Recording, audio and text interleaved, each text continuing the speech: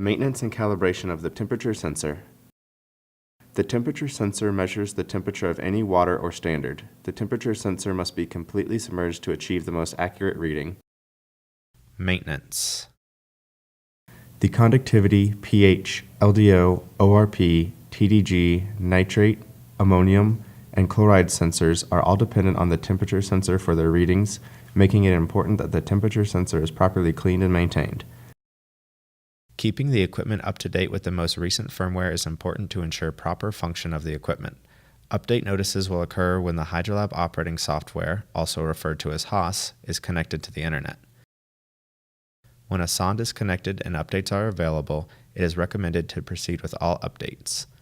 The sonde's updates can be confirmed by selecting the Update Firmware button in the Settings menu. To ensure accurate readings and long sensor life, the probe should be kept clean.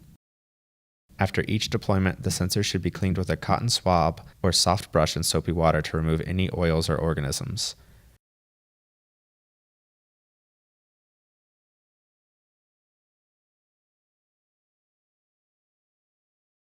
Calibration. This sensor does not have a user-adjustable calibration, however, it should be regularly cleaned and checked against a calibrated temperature probe.